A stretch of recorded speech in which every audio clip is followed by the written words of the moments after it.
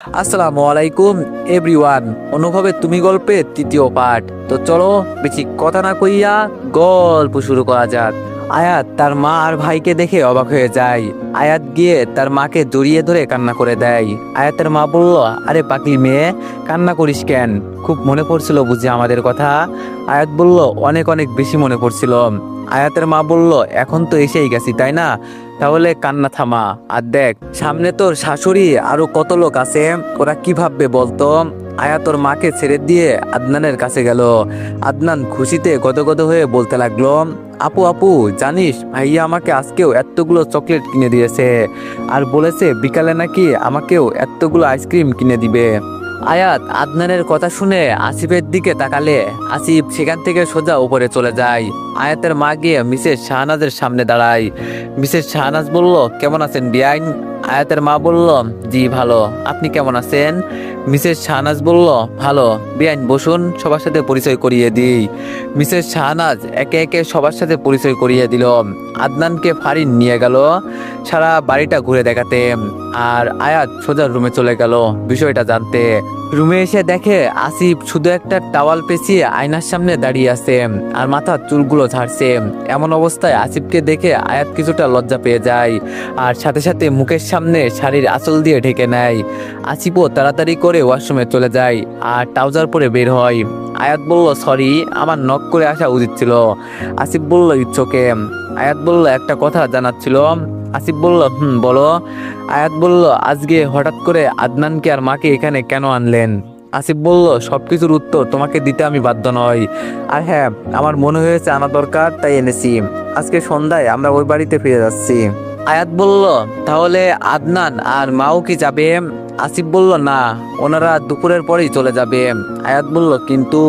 আসিফ বলল, আর একটা কথাও না, চুপচাপ আমার চোখের সামনে থেকে চলে যাও।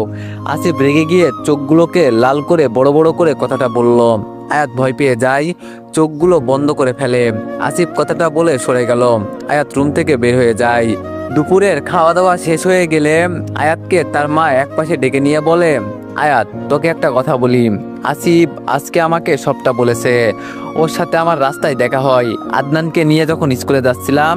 আচ্ছা যাই হোক, শোন, আমি যতটুকু বুঝতে পারলাম ও তোকে সত্যিই ভালোবাসে। তোকে পাওয়ার জন্যই সে সবকিছু করেছে। মানছি সবকিছু খুব বাজে করেছে, কিন্তু সবটা তো তোকে পেতেই করেছে। তাই বলছি কি মা। আয়াত বলল, ওনাকে মেনে নিব? মা, উনি যদি আমাকে ভালোই বাসেন তাহলে কেন প্রতি রাতে আমার সাথে এমন পশুর মতো আচরণ করে? জানি এই উত্তর তোমার কাছে নেই, কিন্তু আমার উত্তরটা চাই। আয়াত কথাটা বলে চলে যেতে নিলেই পেছন থেকে তার মা বলে, ভালোবেসে আপন করতে চাই, কিন্তু তুই তা স্বীকার করিস না বলেই তোর কাছে এমন মনে হয়। মায়ের এই কথাটা শুনে কিছুক্ষণ থেমে দাঁড়ালেও পিছন ফিরে আর কোনো উত্তর দেয়নি আয়াত। সন্ধ্যায় আয়াত আর আসিফ ওই বাড়ি থেকে আসিফ যেই বাড়িতে থাকে সেখানে চলে এসেছে। রাস্তায় কে কারোর সাথে কোনো কথা বলেনি। আসিফ কয়েকবারই আয়াতের দিকে তাকিয়েছিল, কিন্তু আয়াত একবারের জন্য ফিরে তাকায়নি। গাড়ি থেকে নেমে আয়াত সোজা ভিতরে চলে যায়, কিন্তু আসিফ গাড়িটা ঘুরিয়ে কোথায় যেন চলে যায়। আয়াত ফ্রেশ হয়ে এসে আসিফকে দেখতে না পেয়ে একটা স্বস্তির নিঃশ্বাস ফেলে। তারপর টিভি দেখা শুরু করে। আজকে অনেকদিন পর নিজের মন মতো করে শান্তিতে টিভি দেখলো।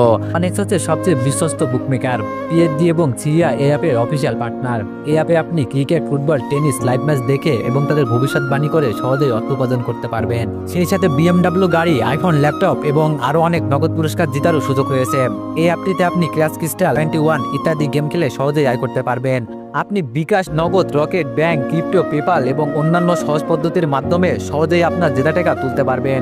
এখানে আপনি 24 ঘন্টা 7 দিন গ্রাহক সহায়তা পাবেন। তাই এখনই গুগলে অনেক সার্চ করে প্রথম ওয়েবসাইটে গিয়ে রেজিস্ট্রেশন করুন। আর হ্যাঁ, রেজিস্ট্রেশনের সময় আমার প্রোমো কোড VOTO7 ব্যবহার করে প্রথমবার ডিপোজিটে 20,000 টাকা পর্যন্ত পান। আসিফ বাসায় নেই বলে দেখতে পেয়েছে। আসিফ বাসায় থাকলে হয়তো ভয়ে এই সাহসটাই করতে পারতো না। অনেক রাত হয়ে গেছে। আয়াত সোফাতেই ঘুমিয়ে গিয়েছিল। মাঝরাতে ঘুম ভাঙলে ঘড়ির দিকে তাকিয়ে দেখে 1:08 বাজে। আসিফ কি বাসায় এসেছে? না, উনি যদি বাসায় আসতেন তাহলে আমাকে একবার হলো ডাক দিত। উনি এত রাত পর্যন্ত বাইরে কি করছেন? এখনো বাসায় কেন আসছে না? আয়াতের একটু একটু টেনশন হতে লাগলো। হঠাৎ করে কলিং বেলটা বেজে উঠলো। আয়াত দৌড়ে গিয়ে দরজা খুলে দিল। একটা মেয়ের কাঁধে ভর করে দাঁড়িয়ে আছে আসিফ, পুরো ড্র্যাঙ্ক হয়ে আছে। মেয়েটার ড্রেস দেখে আয়াতের মেজাজ খারাপ হয়ে গেল। ছোট ছোট সব ড্রেস। আয়াত বলল, আপনি কে, আর উনি এভাবে কেন? মেয়েটি বলল, আমি কে তোমার জানতে হবে না, বেডরুম কোন দিকে সেটা বলো। আয়াত বলল, অবশ্যই জানতে হবে, কারণ মাঝরাতে আপনি আমার হাজবেন্ডকে নিয়ে এসেছেন, এখন আবার বেডরুম খুঁজতেছেন। মেয়েটি বলল, আসিফ খুব বেশি ড্রিঙ্ক করে ফেলেছিল, তাই ড্রাইভ করতে পারছিল না, আমি ওকে ড্রাইভ করে নিয়ে এলাম। আয়াত বলল, জি শুক্রিয়া, এখন আপনি আসতে পারেন। মেয়েটি বলল, হোয়াট, তুমি কে আমাকে আসতে বলার? আয়াত মেয়েটার কথা শুনেই আসিফকে নিজের কাঁধে নিতে যাবে, তখনই মেয়েটা রেগে গিয়ে আয়াতকে ধাক্কা মারে। আয়াত তাল সামলাতে না পেরে দেয়ালের সাথে ধাক্কা খায়, মাথায় অনেকটা ব্যথা পায়। এইবার আসিফের রাগ উঠে যায়, ঠাস করে মেয়েটির গালে থাপ্পড় বসিয়ে দেয়, আর চোখগুলোকে বড় বড় করে বলে, হে ইউ, তোমার সাহস কি করে হয় আমার হলুদ পরীকে ধাক্কা দেওয়ার? তোমাকে কি আমি বলেছিলাম আমাকে ড্রাইভ করে বাসায় আনতে? এনেছো ভালো কথা, কিন্তু আমার হলুদ পরীর সাথে এমন করার সাহস কি করে হয়? এক্ষুনি আমার সামনে থেকে চলে যাও, নয়তো তোমাকে আমি। আসিফ আর কিছু বলতে পারলো না, দুলতে দুলতে পড়ে যেতে লাগলো। আয়াত গিয়ে আসিফকে ধরে ফেললো, তারপর মেয়েটির মুখের সামনে দরজাটা লাগিয়ে দিল। দরজা লাগানোর সাথে সাথে আসিফ নিজেকে আয়াতের থেকে ছাড়িয়ে নিল। আয়াত বিষয়টা বুঝতে পারলো না। আসিফ দুলতে দুলতে সিঁড়ির কাছে যেতে আবার পড়ে যেতে নিলে আয়াত ধরে ফেলে। আসিফ এবার বলে, আমাকে ছাড়ো, আমি একা যেতে পারবো। আয়াত বলল, তা তো দেখতেই পারছি, কেমন যেতে পারবেন? আপনি কি রেগুলার ড্রিঙ্ক করেন? কই, আগে তো দেখিনি। আসিফ বলল, আগের ভালোবাসাটা কি তুমি দেখতে পেয়েছিলে, যে এখনকার ড্রিঙ্কটা দেখতে পারছো? আসিফ কথাটা বলে আয়াতের হাত ছাড়িয়ে আস্তে আস্তে রুমে চলে যায়। আয়াত অবাক হয়ে গেল, হঠাৎ কি হলো, এতটা পরিবর্তন, ঠিকমতো কথা বলছে না, নিজে থেকে কথা বলতে গেলেও অবহেলিত হচ্ছে। আয়াত এইসব ভাবতে ভাবতে রুমে চলে গেল। রুমে এসে দেখে আসিফ বেডে হাত পা মিলিয়ে শুয়ে আছে, পা থেকে জুতাগুলো খোলেনি। আয়াত আসিফের পা থেকে জুতাগুলো খুলে দিল, কোমরের বেল্টটা একটু ঢিলা করে দিল, তারপর সোফায় গিয়ে শুয়ে পড়লো। সকালবেলা ঘুম ভেঙে বেডের দিকে তাকিয়ে দেখে আসিফ নেই। এত সকালবেলা কোথায় গেল ভাবতে লাগলো। তখনই নিচে কিসের যেন আওয়াজ হতে লাগলো। আয়াত উঠে নিচে চলে গেল, আওয়াজটা কিচেন রুম থেকে আসছে। আয়াত আওয়াজটা ফলো করে গিয়ে দেখে আসিফ নাস্তা বানাচ্ছে। আয়াত বলল, এ কি, আপনি কেন নাস্তা বানাচ্ছেন? আমি তো বানিয়ে দিতাম। আসিফ বলল, আমি নিজের কাজ নিজেই করতে পারি, আর ধন্যবাদ। আয়াত বলল, কিন্তু এই কয়েকদিন তো আমি বানিয়েছি। আসিফ বলল, তখন অনেক কিছু হয়েছে, এখন আর তেমন কিছুই হবে না, সবকিছু একদম আলাদা আলাদা হবে। আর হ্যাঁ, তুমি যা ইচ্ছা করতে পারো, আমি বাধা দিব না। আয়াত বলল, আপনি কি বলতে চাচ্ছেন? আসিফ বলল, আজ থেকে তুমি মুক্ত। আমি ওই দিন রাতে এটা ভালো করেই বুঝে গেছি, জোর করে ভালোবাসা হয় না, আর তুমি আমাকে ঠিক কতটা ঘৃণা করো, তাই আর কোনো প্রকার জোর করব না। তোমার নাস্তাও টেবিলে বানিয়ে রেখেছি, মন চাইলে একসাথে বসে নাস্তা করতে পারো। আসিফ কথাটা বলে টেবিলে চলে গেল। আয়াত স্তব্ধ হয়ে দাঁড়িয়ে আছে। তাহলে কি আসিফ ওর কথায় কোনোভাবে কষ্ট পেয়েছে? না, আমার এভাবে কথাগুলো বলা ঠিক হয়নি, কিন্তু উনি আমার সাথে যা করেছেন তার কাছে তো এই কথাগুলো অতি সামান্য। এই কথাগুলো মনে মনে বলতে লাগলো। টেবিলটা পার হয়ে যখন উপরে উঠতে যাবে, তখনই আসিফ নিজের আস্ত নাস্তার প্লেটটা নিচে ফেলে দেয়। আয়াত পিছনে তাকানোর সাথে সাথে তাকে ক্লোজ করে আসিফ উপরে চলে যায়। নাস্তার প্লেটে নাস্তা সম্পূর্ণ রয়ে গেছে। তাহলে আসিফ কেন এভাবে ফেলে দিল? তাহলে কি আসিফ রাগ করে এইসব করছে? আয়াত নিচ থেকে খাবারগুলো তুলে পরিষ্কার করছিল, হঠাৎ কলিং বেল বেজে উঠল। আয়াত হাতটা মুছে গিয়ে দরজা খুলে দিল। একটা মেয়ে হাতে লাগেজ নিয়ে দাঁড়িয়ে আছে, কাপড়গুলো ঠিক কাল রাতের মেয়ের মতোই। চোখ থেকে গ্লাসটা খুলে মেয়েটি জিজ্ঞেস করলো, হু আর ইউ? আয়াত বলল, আমি আয়াত, আপনি? মেয়েটি বলল, ও, তাহলে তুমি সেই মেয়ে যার প্রেমে পড়ে কিডন্যাপ করে বিয়ে করেছে? আয়াত বলল, কে আপনি? আসিফ বলল, আরে দিদাম, তুমি কেমন আছো? আসিফ পিছন থেকে কথাগুলো বলল, আর সাথে সাথে মেয়েটি আসিফকে জড়িয়ে ধরলো। দিদাম বলল, আমি ভালো আছি, তুমি কেমন আছো? আসিফ বলল, আমিও ভালো আছি। তো তুমি একা আসলে নাকি ফুপি কই?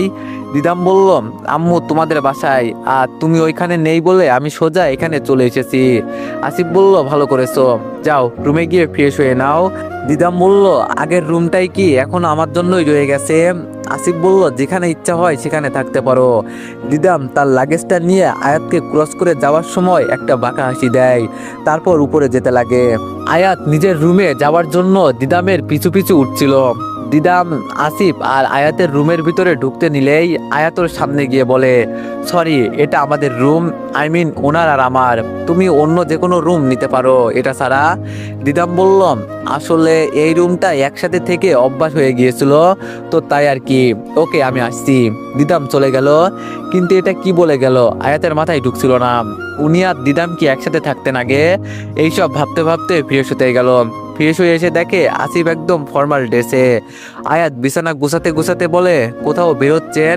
আসিফ নিশ্চুপ। আয়াত বলল, আমি কিছু জিজ্ঞেস করেছি। আসিফ বলল, আজকে থেকে অফিসে যাব। আসিফ আর কিছু না বলে সোজা চলে গেল। আয়াত একা একা বলতে লাগলো, আজব, নিজেকে এখন নিজেই কি মনে করেন উনি? বদের হাড্ডি একটা। আমি বুঝলাম না হঠাৎ করে এতটা চেঞ্জ কি করে হলো। তার উপর এই দিদাম, মেয়েটাকে সুবিধার মনে হচ্ছে না। আসিফকে যেভাবে জড়িয়ে ধরলো আবার যা বলল তাতে আমার একটু সন্দেহ লাগছে, নজর রাখতে হবে। আমি রুম গুছিয়ে নিচে নামলাম। এসে যা দেখলাম তাতে আমার চোখ ছানা পড়া হয়ে গেল। উনি আর দিদামকে এমনভাবে দেখলাম যে কেউ দেখলেই ভাববে উনি লিপকিস করছেন। আমি যেন কয়েক মুহূর্তের জন্য থমকে গেলাম। আমার নিজের অজান্তেই রাগ উঠে গেল। আমি আর সহ্য করতে না পেরে হাততালি দিয়ে বলতে লাগলাম, বাহ বাহ, এটা আপনার অফিস? রুম থেকে এসে ড্রয়িং রুমে বউ রেখে ফুফাতো বোনের সাথে খুব সুন্দর অফিস করছেন। আসিফ বলল, আমি অফিসে যাচ্ছিলাম তখনই। আয়াত বলল, তখনই আপনার পুরুষত্ব জেগে উঠলো, নিজের ফুফাতো বোনের সাথে ঠোঁটে ঠোঁট মিলিয়ে নিলেন। আমি আর কিছু বলতে পারলাম না। তার আগেই আমার গালে কষিয়ে একটা থাপ্পড় বসিয়ে দিলেন উনি। তাল সামলাতে না পেরে আমি সোফায় পড়ে যাই, গালে হাত দিয়ে ওনার দিকে তাকাই। উনি আমার দিকে খুব রাগি লুকে তাকিয়ে আছে। তারপর আঙ্গুল তুলে আমাকে উদ্দেশ্য করে বললেন, তুমি যেগুলো বোঝার সেগুলো কখনো বোঝার চেষ্টা করো না, আর যেগুলো না বোঝার বা হয়নি তার নিজ থেকে বানিয়ে বুঝে নাও। আমি রুম থেকে অফিসে যাচ্ছিলাম, ঠিক তখনই সোফায় দিদাম চিৎকার করে ওঠে। আমি জানতে চাইলে ও বলে, চোখে কি যেন একটা পড়ছে আর খুব জ্বালা করছে, তাই আমি ফু দিয়ে দিচ্ছিলাম। আর তুমি এতটুকু বিশ্বাস নেই তোমার আমার প্রতি?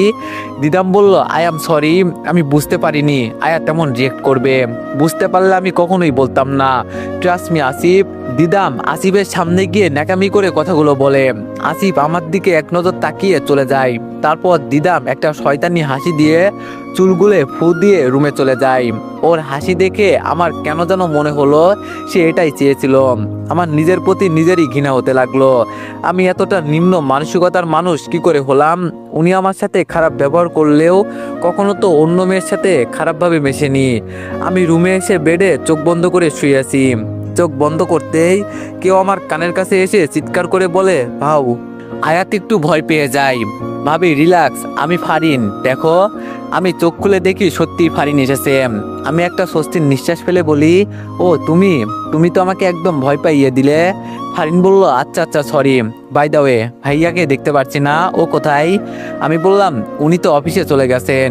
আমার কথা শুনে ফারিন একদম অবাক হয়ে যায় আর চোখগুলো বড় বড় করে বলে, হোয়াট? ভাইয়া অফিসে গেছে? কিভাবে কি? যে মানুষের অফিসের নাম শুনলে জ্বর এসে যেত, উনি আজকে অফিসে গেছে? আমি বললাম, আমিও বুঝতে পারলাম না, আজকে হঠাৎ করে নিচ থেকেই। ফারিন বলল, ভালোই হয়েছে, সব তোমাকে ভালোবেসে। যাই হোক, আমার ওই সাতচন্নি বোনটা কই? আমি বললাম, তোমার বোন? ও দিদামের কথা বলছো? ফারিন বলল, ওকে ছাড়া আমি আর কাকে সাতচন্নি বলবো বলো? ও তোমাকে তো আসল কথা বলা হয়নি। আমি বললাম, কি কথা? ফারিন বলল, ও কিন্তু ভাইয়াকে অনেক ভালোবাসতো, ইভেন এখনো বাসে। ভাইয়ার কথা শুনলে একদম পাগল পাগল হয়ে যায়। দেখলে না, ভাইয়া ওই বাসায় নেই বলে এখন এই বাসায় চলে এসেছে। ভাবি, তোমাকে একটা কথা বলি, ভাইয়াকে একটু সাবধানে রেখো। বলা তো যায় না, ছেলে মানুষের মন কখন কোথায় কিভাবে গলে যায়। যদিও ভাইয়া ওকে তেমন একটা পাত্তা দেয় না, তবুও সুরক্ষা বলে একটা কথা আছে, সাতচন্নির নজর বলে কথা। আমি মনে মনে ভাবতে লাগলাম, তাহলে আমি ঠিক ছিলাম। তখনকার ঘটনাটা দিদাম ইচ্ছা করে করেছে, যাতে করে আমাদের মাঝে ঝগড়া সৃষ্টি হয় আর সেই সুযোগটা নিতে পারে। দিদাম, তুমি বড্ড বড় ভুল করে ফেললে। তুমি আমার স্বামীর দিকে নজর দিয়ে বড় ভুল করেছো। আজকে যে থাপ্পড়টা আমি খেয়েছি তার থেকে জোরে থাপ্পড়টা তোমাকে আমি খাইয়ে ছাড়বো বলে দিলাম। ফারিনের ধাক্কায় ধ্যান ভাঙলো আমার। ফারিন বলল, ভাবি তুমি আবার কই ডুবে গেলে? আমি বললাম, আরে না, বলো তো আজকে হঠাৎ? ফারিন বলল, আসলে ভাবি তোমাকে একটা কথা বলার ছিল, আর একটা হেল্পও লাগতো। আমি বললাম, আচ্ছা তাহলে বলো, কি কথা আর কি হেল্প করতে পারি? ফারিন বলল, ভাবি আমি একজনকে খুব ভালোবাসি, সেও আমাকে খুব ভালোবাসে, কিন্তু ওর ফ্যামিলিটা আমাদের মতো না, ওরা একটু নিম্ন। তাই আমার সাথে রিলেশনটা রাখতে চাচ্ছে না, কারণ ও জানে আমাদের ফ্যামিলি আমাদের সম্পর্কটা মেনে নিবে না। তাই সে চায় না সম্পর্কটাকে গভীরে নিয়ে গিয়ে একা হয়ে যেতে। কিন্তু ভাবি, আমি সত্যিই তাকে খুব ভালোবাসি, আমি ওকে ছাড়া বাঁচবো না। প্লিজ ভাবি, তুমি কিছু একটা করো। আমি বললাম, আমি আবার কি করব, কি বা করতে পারি আমি? ফারিন বলল, তুমিই পারবে ভাবি। আমি জানি একবার ভাইয়া যদি রাজি হয়ে যায় তাহলে বাবা কখনো ভুলেও না করবে না। আর আমি এটাও জানি ভাইয়া তোমাকে অনেক ভালোবাসে, সে তোমার কথা কখনো না করতে পারবে না। প্লিজ ভাবি, প্লিজ। আমি বললাম, কিন্তু? ফারিন বলল, ভাবি তুমি আর কোনো কিন্তু বলো না, আমি তোমার কাছে চিরকৃতজ্ঞ থাকবো। আমি তোমার পায়ে ধরে বলছি, প্লিজ এই হেল্পটা করে দাও। ফারিন এই বলে আমার পা ধরতে নিলে তাকে বাধা দিয়ে দাঁড় করিয়ে বলি, কি করছো কি? তুমি আমার পায়ে কেন পড়বে? আচ্ছা, আমি আজকেই তোমার ভাইয়ের সাথে এই বিষয়ে কথা বলবো। ফারিন বলল, থ্যাংক ইউ ভাবি। ফারিন আমাকে জড়িয়ে ধরলো, আমিও তাকে জড়িয়ে ধরলাম। ও আজকে অনেক খুশি। খুশি হবেই না কেন, ও তো ধরেই নিয়েছে আমার কথায় আসিফ মেনে নিবে। কিন্তু আমার যে মনে মনে ভয় হচ্ছে, যদি উনি আমার কথা মেনে না নেয়, যদি বড় কোনো ঝামেলা বেঁধে যায়, তখন কি হবে? আমি ফারিনের সামনে দাঁড়াবো কি করে? ফারিন বলল, আচ্ছা ভাবি, আমি তাহলে এখন আসি, একটা ফ্রেন্ডের বাসায় যেতে হবে। আমি বললাম, সে কি এখনই চলে যাবে? লাঞ্চটা করে যাও। ফারিন বলল, না ভাবি, আরেকদিন, আজকে এমনিতেই লেট হয়ে গেছে, যা বলেছি মাথায় রেখো। আর হ্যাঁ, সাতচন্নির থেকে সাবধানে থেকো, ও তোমার ক্ষতি করতেও পিছু পা হবে না। ভাইয়াকেও চোখে চোখে রেখো। আমি বললাম, ফারিন বলল, আচ্ছা আমি তাহলে এখন যাই, টেক কেয়ার, উম্মা। ফারিন আমার গালে কিস করে চলে গেল। পাগলি মেয়ে একটা, কিন্তু খুব সহজ সরল। কতটা সহজে আমাকে আপন ভেবে ফেললো।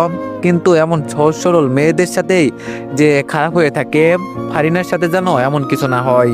সন্ধ্যা হয়ে গেল, কিন্তু এর মাঝে একবারও ওনার কোনো ফোন এলো না। যদিও ফোন করার কথা না, তবুও কেন জানি মনে হচ্ছিল উনি কল করবেন, কিন্তু না, কল করেননি। কলিং বেলটা বাজার সাথে সাথে দৌড়ে গিয়ে দরজা খুলে দিলাম। ওনার সাথে যাকে দেখলাম তাতে মেজাজ গরম হয়ে গেল। দিদাম আসিফের হাত ধরে দাঁড়িয়ে আছে, তার মানে বিকালে দিদাম ওই জন্যই বাইরে গিয়েছিল। উনি আর দিদাম আমাকে ক্রস করে ভিতরে ঢুকছিল। তখন আমি জিজ্ঞেস করলাম, এত দেরি হলো কেন? বাবার কাছ থেকে জেনেছি অফিস টাইম নাকি 5টায় শেষ। উনি আমার কোনো কথার জবাব না দিয়ে উপরে চলে গেল। আমি ওনার পিছন পিছন যেতে নিব, তার আগে দিদাম আমার সামনে এসে দাঁড়াই। দিদাম বলল, আসলে আমরা একটু ঘুরতে বের হয়েছিলাম, অনেকদিন পর আমি আসলাম তো, তাই আমাকে নিয়ে একটু ঘুরতে বের হয়েছিল, কিছু মনে করো না কেমন? দিদাম চলে যেতে নিলে আমি ওনার হাত ধরে বলি, অন্যের স্বামীর থেকে নিজের নজর সরিয়ে ফেলো, নয়তো ওই নজরের চোখ আমার তুলতে এক মুহূর্তও সময় নিবে না। দিদাম বলল, হোয়াট, কি বলতে চাচ্ছ তুমি? আমি বললাম, আমি কি বলতে চাচ্ছি তুমি তা খুব ভালো করেই জানো, তাই বলছি নিচ থেকে সরে যাও, মাঝে আসতেও যেও না। দিদাম বলল, আর যদি না সরি? তুমি যখন সব জানোই তাহলে এটাও জেনে রাখো, আমি আসিফকে ভালোবাসি, ওকে পেতে হলে আমি সব কিছু করতে পারি, তোমার এইসব ধমকানিতে আমার কিছু এসে যায় না। আমি বললাম, কি এসে যায় তা আমি জানি, কিন্তু এটা জানি যদি না সরো তাহলে তার ফল তোমার জন্য মোটেও ভালো হবে না। আর রইল বাকি তোমার ভালোবাসার কথা, তাহলে শুনে রাখো, উনি আমাকে ভালোবাসেন আর আমাকেই ওনার বউ হিসাবে সবার সামনে পরিচয় করিয়ে দিয়েছেন। দিদাম বলল, what ever, I don't care, কিন্তু তোমাদের মাঝে আমি সব সময় থাকবো। আর যদি আমি আসিফকে না পাই তাহলে তোমাদের জীবনটাও আমি নরক বানিয়ে ছাড়বো। আমি বললাম, আমি দেখি কেমন করে তুমি আসিফকে নিজের করো আর আমাদের জীবন নরক বানাও। আমি এই বলে উপরে চলে আসছিলাম, পেছন থেকে দিদাম বলল, তুমি কি আমাকে চ্যালেঞ্জ করছো?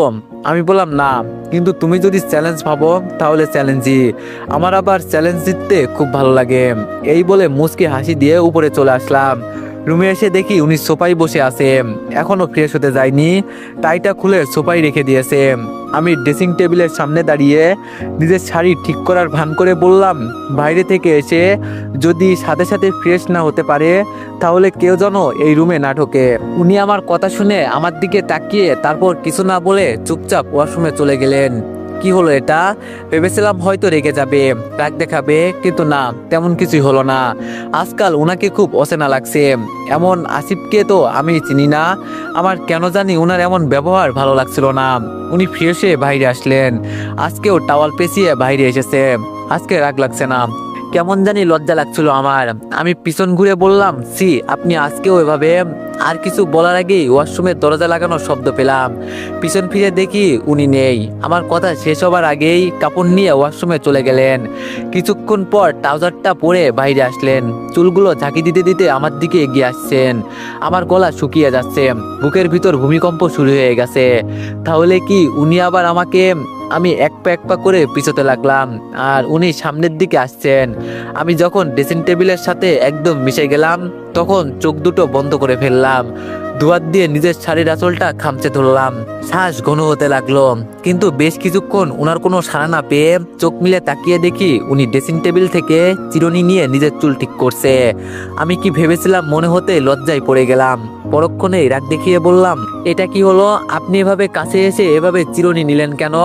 আসিফ বলল, আমি নিজের ইচ্ছা মতো সবকিছু করি, কাউকে কোনো কৈফিয়ত দিই না। আমি বললাম, হয়েছে হয়েছে, বেশ ভালো বুঝতে পেরেছি। যখন ইচ্ছে হয়েছে তখন জোর করে নিয়েছেন, আর এখন যখন যখন মাথায় আসলো আমি কি বলতে চাচ্ছিলাম, তখন চুপ হয়ে গেলাম। উনি আমার সাইডে দেয়ালে হাত রেখে একটু কাছে এসে বললেন, এখন যখন কি? আমি বললাম, কই কিছু না। আমি এই বলে ওনার হাতের নিচ দিয়ে চলে আসতে নিলে উনি ওনার পা বাড়িয়ে দেয়, যার ফলে আমি আর বের হতে পারলাম না।